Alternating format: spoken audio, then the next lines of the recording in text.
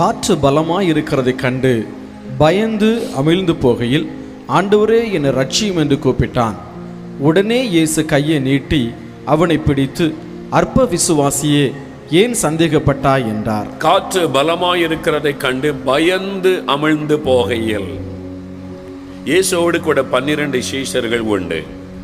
ஒரு நாள் இயேசு ஒரு பிரசங்கத்தை முடித்து அற்புதம் செய்து ஜனங்களை ஆசீர்வதித்த பிறகு மலையின் மீது ஜெபம் பண்ண அவர் தனிமையாய் கடந்து போகிறார்.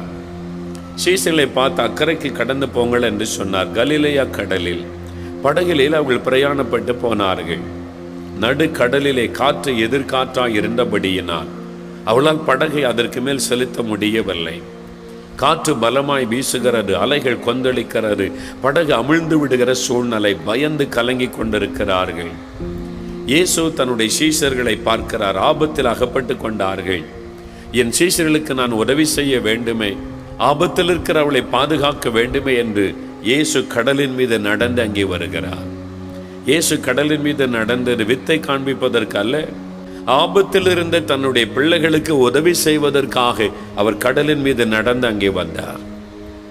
அப்பொழுது பேதுரு என்ற சீஷன் சொல்லுகிறான், ஆண்டவரே, நீர் கடலின் மீது நடக்கிறீரே, எனக்கும் உத்தரவு கொடும். உடனே இயேசு, அதெல்லாம் நீ நடக்க முடியாது, நான் தான் ஆண்டவர் நடக்க முடியும் என்று இயேசு சொல்லவில்லை. ஒரு தகப்பன் பிள்ளைகளை நேசிப்பதை போல இயேசு நேசிக்கிறவர். அவர் சொன்னார், வா என்று கூப்பிட்டார். அவனும் கடலின் மீது காலை எடுத்து வைத்த போது நடக்க முடிந்தது. சில அடிகள் தூரம் எடுத்து வைத்தான். அந்த வெட்டாந்தரையாய் கடல் காணப்பட்டது. கொஞ்ச தூரம் போன பிறகு திரும்பி பார்க்கிறான். பெரும் காற்று வீசுகிறது, அலைகள் கொந்தளிக்கிறது. அந்த சூழ்நிலையை பார்க்கிறான். உடனே பயம் உள்ளத்தில் வருகிறது. பயந்த உடனே அமிழ்ந்து போனான். ஆண்டவரே, ரட்சியும் என்று கூப்பிட்டான். இயேசு தன் கரத்தை நீட்டி தூக்கினார். அவனுக்குள்ளே அந்த பயம் வர காரணம் என்ன? இயேசு சொல்லுகிறார், அற்ப விசுவாசியே, ஏன் சந்தேகப்பட்டாய்? நீ ஏன் சந்தேகப்பட்டாய்? அதுதான் அவன் அமிழ்ந்து போக காரணம். அதுதான் அந்த பயத்திற்கு காரணம். பயம் மனுஷனுடைய உள்ளத்திலே வருவதற்கு இன்னொரு காரணம், அந்த சூழ்நிலைகளை பார்த்து அவிசுவாசம், சந்தேகம். சந்தேகம் பிசாசை செயல்பட வைக்கும், விசுவாசம் தான் ஆண்டவரை செயல்பட வைக்கும். நாம் விசுவாசிக்கும் பொழுது பயம் நம்மை விட்டு விலகும். சந்தேகத்திற்கு இடம் கொடுக்கும் பொழுது பயம் நம்மை சூழ்ந்து கொள்ளும். இயேசு சொல்லுகிறார், ஏன் சந்தேகப்பட்டாய்? நான் தான் உன் அருகில் இருக்கிறேனே, நான் தான் உன்னை கவனித்துக் கொண்டிருக்கிறேனே. நீ என்னை நோக்கி இருந்தால் நீயும் இந்த காரியத்தில் தைரியமாக நடந்து வந்திருக்கலாமே. ஏன் சந்தேகப்பட்டாய்? சூழ்நிலைகளை பார்த்து அவனுக்குள்ள ஒரு சந்தேகம், பயம் வந்தது. இன்னைக்கு அவனுடைய பிரச்சனைகளை பார்த்து, சூழ்நிலைகளை பார்த்து நீங்கள் அபிசுவாசத்தினாலே கலங்கி கொண்டிருக்கலாம். ஐயா, ஒரு 5000 ரூபாய் கடன்னா பரவாயில்ல, 5 லட்சம் ரூபாய் கடன், எப்படி அதுல இருந்து வெளியே வர முடியும்? சூழ்நிலைகளை பார்த்து ஒரு அபிசுவாசம், பயம் உண்டாகிறது. ஒரு சின்ன வயிற்று வலினா பரவாயில்ல, சுகமாகிறோம். கேன்சர்னு டாக்டர் சொல்றாங்களே, எப்படி இதிலிருந்து நான் சுகம் பெற்று வருவது? ஐயோ, அவ்வளவுதான் என்ற பயம் சூழ்ந்து கொள்ளுகிறது. சூழ்நிலைகளை பார்க்கும் போது, உங்களை சுற்றி வரக்கூடிய பிரச்சனைகள், நெருக்கங்களை பார்க்கும் பொழுது அநேகருடைய உள்ளத்திலே அவ நம்பிக்கை உண்டாகிறது, சந்தேகம் உண்டாகிறது. ஆகவேதான் பயம் வருகிறது. என்ன ஆகுமோ, எப்படி ஆகுமோ, எப்படி நடந்துருமோ, நான் மரித்து போவேனோ, இதிலிருந்து வெளியே வர முடியுமோ, வர முடியாதோ, ஒரு பயம் சூழ்ந்து கொள்ளுகிறது. எந்த சூழ்நிலைகளை காட்டிலும் இயேசு பெரியவர். எவ்வளவு பெரிய போராட்டத்தை மாற்றவர் சர்வ வல்லமுள்ள தேவன். உங்களுடைய பிரச்சனைகள் எல்லாம் உங்கள் முன்னால் இருக்கிற இயேசுவை நோக்கி பாருங்கள். உங்களுடைய பிரச்சனைகளை காட்டிலும் அவர் பெரியவர். உங்களுடைய தேவைகளை காட்டிலும் அவருடைய ஐஸ்வர்யம் பெரிது. உங்களுடைய வியாதிகளை காட்டிலும் அவருடைய சுகமளிக்கிற வல்லமை பெரிது. அவரால் உங்களை குணமாக்க முடியும். அவரால் உங்கள் தேவைகளை சந்திக்க முடியும். அவரால் உங்களுக்கு அற்புதம் செய்ய முடியும். அவரால் உங்களுடைய பிரச்சனைகளை மாற்றி அமைக்க முடியும். அவருடைய வல்லமையை விசுவாசியுங்கள். விசுவாசத்தை தான் ஆண்டவர் எதிர்பார்க்கிறார். நீங்க பயந்து கொண்டிருக்க காரணம், சூழ்நிலைகளை பார்த்து உங்களுக்குள்ள ஒரு சந்தேகம். எந்த சூழ்நிலை மாற்ற இயேசுவால முடியும்? என் வாழ்க்கையில் ஆண்டவர் செய்தார். என் 14 வயசுல ஹார்ட் என்லார்ஜ்மென்ட், இருதயம் வீங்கி விட்டது. என்னுடைய வலது கால் பாதிக்கப்பட்டு செயலற்று போய்விட்டது. சென்னையில் பாடியில் தான் நாங்கள் இருந்தோம் 10 வருஷம். 68ஆம் வருஷம் முதல் 78ஆம் வருஷம் வரைக்கும் பாடியில் தான் நாங்கள் இருந்தோம்.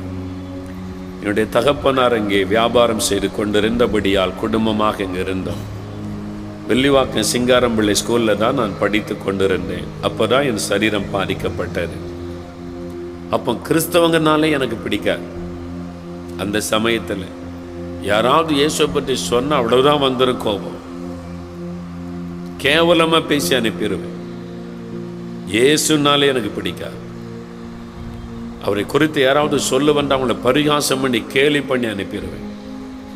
இயேசுவை நான் வெறுத்தவன், இயேசுவை பரிகாசம் பண்ணினவன், இயேசுவை குறித்து கேவலமாக பேசினவன். ஆனால் தான் இன்றும் அவருடைய வார்த்தை அறிவிக்க நான் நிற்கும் பொழுது அவருடைய சமூகத்தில் நடுங்குகிறேன். எனக்கு என்ன தகுதி ஆண்டவரே? உம்மை கேவலமாக பேசினேனே, உம்முடைய வசனத்தை எடுத்து உம்மை குறித்து பேச எனக்கு என்ன தகுதி இருக்கு?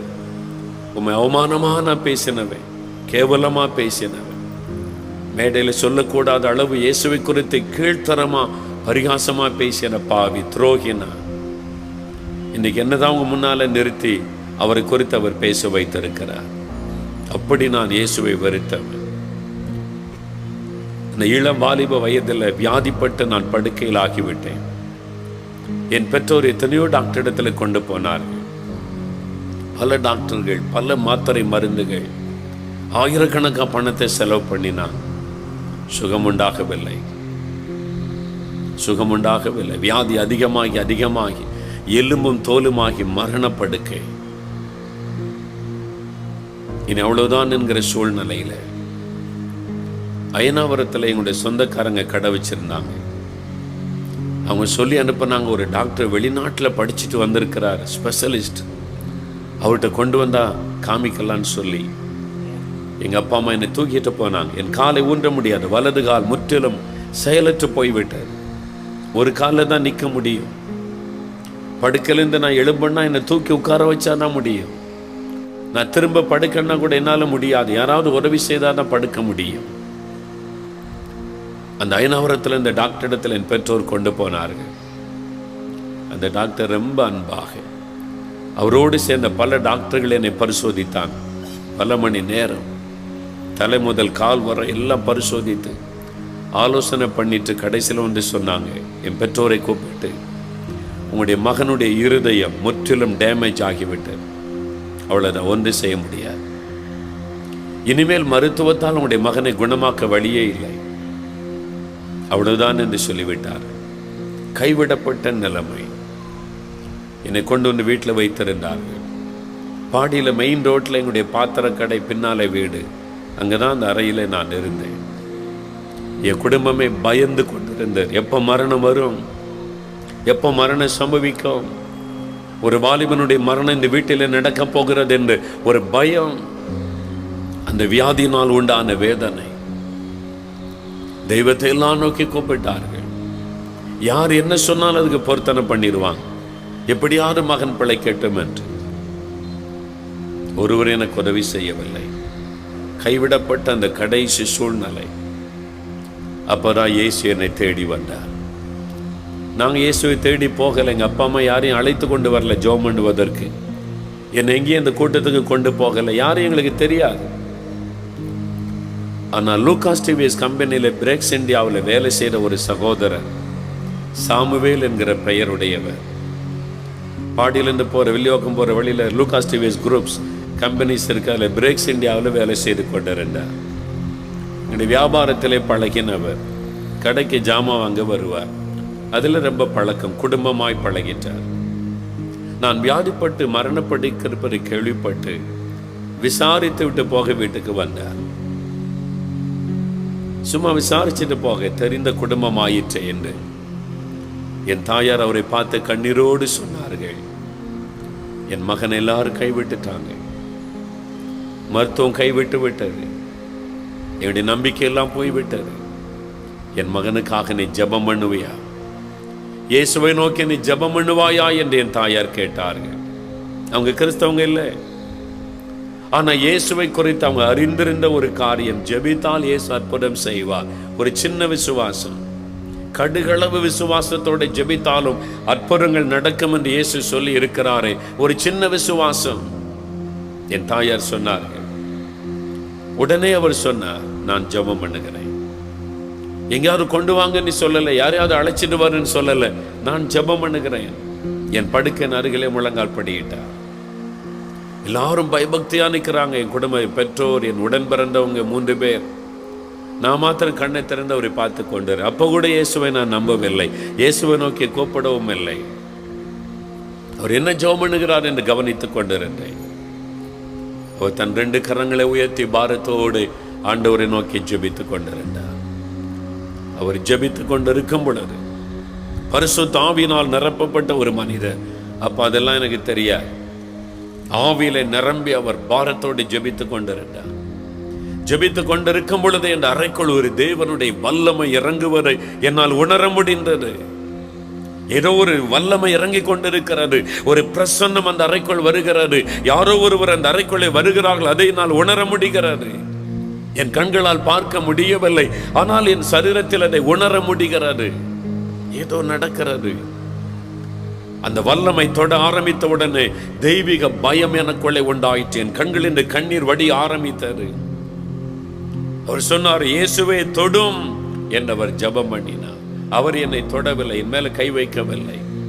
அவர் கரம் உயர்த்தி ஜெபித்துக் கொண்டிருந்தார். ஒரு கரம் என்னை தொடுவதை நான் உணர்ந்தேன். ஒரு கரம் என் தோள் பகுதியில் தொட்டதை என்னால் உணர முடிந்தது. யாரோ என்னை தொடுகிறார்கள். இயேசுவின் கரம் என்னை தொட்டது. I experienced the touch of Jesus. அவர் என்னை தொட்டதை என் சரீரத்தில் உணர்ந்தேன். அந்த கரம் என்னை தொட்டவுடன் மின்சாரத்தை போல ஒரு வல்லமை என் வலது காலின் வழியாக பாய்ந்தது. அடுத்த நிமிஷம் என் கால் செயல்பட ஆரம்பித்து விட்டது. நானாகவே படுக்கையில எழுந்து அமர்ந்து விட்டேன். இன்னும் ஜெபம் முடியவில்லை.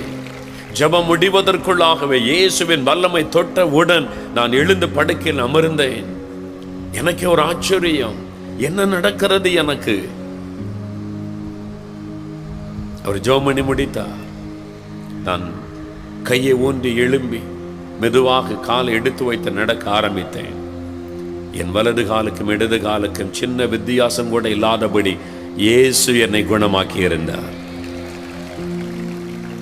அவருடைய தொடுதல் எனக்கு ஒரு அற்புதமான சுகத்தை கொண்டு வந்தது. 2 அற்புதம். வீங்கி இருந்த என் இருதயம் அப்படியே நார்மலாய் மாறிவிட்டது. வீங்கி இருந்த என் இருதயம் நார்மலாய் மாறிவிட்டது. ஒரு புது இருதயத்தை இயேசு கொடுத்தார். அதன் பிறகு அந்த வியாதிக்காக எந்த ஆஸ்பத்திரிக்கு என் பெற்றோர் என்னை கொண்டு போகவில்லை. இயேசு கிறிஸ்து கொடுத்த சுகம். இன்னைக்கு 2 கால் உள்ளவனாய் உங்கள் மத்தியில் நான் நிற்பதற்கு காரணம், நான் பிரசங்கிக்கிற இயேசு இந்த உயிரோடு கூட இருக்கிறார். நான் பிரசங்கிக்கிற இயேசு இன்றும் அற்புதம் செய்கிறார். எனக்கு அவர் செய்திருக்கிறார். அவர் கொடுத்த சுகத்தில் இந்த இருதயம் ஒரு பிரச்சனை இல்லாமல் ஓடிக்கொண்டிருக்கிறது. எனக்கு அன்பானவள், 38 வருஷங்கள் கடந்து விட்டது. இதுவரைக்கும் அந்த இருதயத்தில் ஒரு பிரச்சனை வந்ததில்லை. இயேசு ஒரு புது இருதயத்தை கொடுத்தார். எனக்கு செய்த ஆண்டவர் உங்களுக்கு செய்ய மாட்டாரா? என்னை தொட்ட ஆண்டவர் உங்களை தொட மாட்டாரா? எனக்கு ஒரு அற்புதம் செய்த இயேசு உங்களுக்கு ஒரு அற்புதம் செய்ய மாட்டாரா? அவர் பட்சபாதம் உள்ளவர் அல்ல. ஒரு சின்ன விசுவாசம். என் தாயார் ஒரு சின்ன விசுவாசத்தோடு ஆண்டவரை நோக்கி பார்த்தார்கள். அந்த விசுவாசத்தை ஆண்டவர் கனப்படுத்தி எனக்கு அற்புதம் செய்தார். இன்னைக்கு விசுவாசிங்க. அவர் எங்குதான் உலாவிக் கொண்டிருக்கிறார். உடைய மாமிச கண்களால் பார்க்க முடியாது. அவருடைய தொடுதலை நீங்கள் உணரலாம். அவருடைய வல்லமை உங்களுக்குள் இறங்குவதை உணரலாம். நோய்கள் வெளியேறுவதை உணரலாம். அற்புதம் நடப்பதை நீங்கள் உணரலாம். அவர் உங்களை தொட முடியும் என்று இப்பொழுதே இங்கே உலாவிக் கொண்டிருக்கிறார். உங்கள் அருகில் தான் அவர் உலாவிக் கொண்டிருக்கிறார். விசுவாசியுங்கள். இயேசுவே என்னையும் தொடும், எனக்கும் அற்புதம் செய்யும், நானுமே விசுவாசிக்கிறேன் என்று சொல்லுங்கள். இன்றைக்கு அற்புதத்தை காண்பீர்கள். சந்தேகப்படாதிருங்கள். அவருடைய வல்லமை சந்தேகப்படாதிருங்கள். நீங்க விசுவாசித்தால் உடனே அவர் அற்புதம் செய்வார். நீங்கள் விசுவாசித்தால் உடனே அற்புதம் செய்வார். 2000 ஆண்டுகளுக்கு முன்பாய் அற்புதம் செய்த இயேசு இன்றைக்கு உயிரோடு கூட இருக்கிறார். எங்கள் ஊருக்கு அருகிலே சாத்தான்குளம் என்கிற ஒரு ஊர் இருக்கிறது. அந்த ஊர்ல பாருங்க, கிறிஸ்தவர் அல்லாத ஒரு குடும்பத்தில் ஒரு தாயார் வியாதிப்பட்டார்கள். வயிற்றுல வலி, என்னென்னோ மருந்தெல்லாம் சாப்பிட்டாங்க, சுகமாகலை. சில மாதங்கள் முயற்சி பண்ணி சுகமாகலன்னு டாக்டர்கிட்ட போனாங்க. டாக்டர்கள் பரிசோதித்து சொன்னாங்க, கேன்சர் அட்வான்ஸ் ஸ்டேஜ் ஆகிவிட்டது, ஆரம்பத்திலே வந்திருக்கலாமே, இனி கைமீறி போய்விட்டது, இனி ஒன்று செய்ய முடியாது, அவ்வளவுதான், மரணம். சில மாதங்கள் எவ்வளவு காலம் இருப்பீங்கன்னு சொல்ல முடியாது, அவ்வளவுதான். அந்த வியாதியினால் உண்டான வலி ஒரு பக்கம், மரணம் எதிர்கொண்டு வந்தபடியினால் என் பிள்ளைகள் அனாதை ஆயிடுவாங்களே. கல்லூரியில் படிக்கிற வாலிப மகள், பிள்ளைகள், கணவர், நான் இறந்துட்டா என் குடும்பம், என் பிள்ளைகளுடைய நிலைமை என்ன? அழுது கொண்டே இருப்பார்களா? அழுது கொண்டே இருப்பார்களா? யாரோ ஒருத்தர் சொன்னாங்க, பக்கத்து வீட்டில் இருந்த இன்னொரு இந்து குடும்பத்தை சார்ந்தவங்க தான் சொல்லி இருக்கிறாங்க, 4 மாவடின்னு ஒரு இடத்துல மாசத்துல ஒரு நாள் ஜெபம் பண்றாங்க, இயேசு அற்புதம்லாம் செய்கிறாராம். எதுக்கு நீங்கள் அழுதுகிட்டே இருக்கீங்க, அங்கே போயிட்டு வாங்களேன் அப்படின்னு சொன்ன உடனே கல்லூரியில் படிக்கிற தன் வாலிப மகளை அழைத்து கொண்டு அந்த தாய் அந்த கூட்டத்துக்கு வந்தார்கள். சுமார் 35,000-40,000 பேர் கூடி வருகிற அந்த ஜெபத்தில் கூட்டத்தோடு வந்து அமர்ந்து கொண்டார்கள். உடனே என்ன பார்க்கணும், மோகலாசில் ஜெபிக்கணும் வரல, ஜனக்கூட்டத்துக்குள்ள அமர்ந்திருந்து நடக்கிறதெல்லாம் பார்த்தாங்க, வசனத்தை கேட்டார்கள், இயேசு செய்த சாட்சிகள், அற்புதங்களை, சாட்சிகளை கேட்டார்கள், பிரசங்கத்தை கேட்டார்கள். ஜெப நேரம் வந்தது, எல்லாரும் எழுந்துருங்க ஜெபிக்கலாம் என்ற போது இயேசுவனுக்கு கூப்பிடுங்க, ஒரு அற்புதம் செய்வார். அந்த தாயார் பாருங்க, கண்ணீரோட இயேசுவே எனக்கு ஒரு சுகம் தாருன்னு கூப்பிட்டாங்க. அவங்க கிறிஸ்தவங்க அல்ல, முதல் முறையாக கூட்டத்துக்கு வந்திருக்கிறாங்க. இயேசுவே என்னால் தாங்க முடியல, எனக்கு சுகம் தாரும். அந்த வாலிப மகள் அழுதாள், இயேசுவே என் தாய்க்கு ஒரு சுகம் தாரும், என் தாய்க்கு ஒரு அற்புதம் செய்யும், என் தாய் இறந்து விட்டால் நாங்கள் அனாதை ஆகிவிடுவோம். அந்த தாய் கண்ணீர் வடித்தார்கள், அந்த வாலிப மகள் கண்ணீர் வடித்தாள். சில நிமிட நேரம் அவள் கண்ணீர் வடித்தவுடன் என்ன நடந்தது தெரியுமா? இயேசு பிரத்யட்சமாய் அவள் முன்பாய் தோன்றினார். அந்த தாய்க்கு முன்பாக இயேசு பிரத்யட்சமாய் அவர் தோன்றினார். இந்த தாயார் இயேசுவை நேரடியாய் பார்த்தார்களாம். அவள் அழுதவுடனே ஆண்டவர் சொன்னார், உன் கண்ணீரை நான் கண்டேன், நான் உன்னை சுகமாக்குறேன் என்று தன் கரத்தை அந்த தாய் மீது வைத்தார். அந்த வியாதி மறைந்து போனது, கேன்சர் வியாதி மறைந்து போனது. அற்புதமான ஒரு சுகம். தாயும் மகளும் எவ்வளவு சந்தோஷத்தோடு கிட்டத்தட்ட 4-5 மாதங்களுக்கு பிறகு, அவங்க சுகம் பெற்ற 4-5 மாதங்களுக்கு பிறகு மேடையில் வந்து சாட்சி சொல்ல அந்த தாயும் மகளும் வந்து நடந்தது சொல்லும் போது தான் எனக்கே தெரியும், அப்படி ஒரு அற்புதம் நடந்தது. அதன் பிறகுதான் எனக்கே தெரியும். மேடையில் வந்து எல்லாருக்கும் மத்தியில் அந்த தாயும் அந்த வாலிப மகளும் வந்து அந்த சாட்சியை சொன்னார்கள், இப்படி இயேசு அற்புதம் செய்தார் என்று. அதே இயேசு இங்கே உலாவிக் கொண்டிருக்கிறார். இன்றைக்கு அவர் உங்களை தொட போகிறார். இன்றைக்கு உங்களுக்கு ஒரு அற்புதம் நடக்க போகிறது. விசுவாசியுங்கள், விசுவாசியுங்கள், பயப்படாதிருங்கள். சூழ்நிலைகளை கண்டு எந்த சூழ்நிலைகளை மாற்ற இயேசு வல்லமை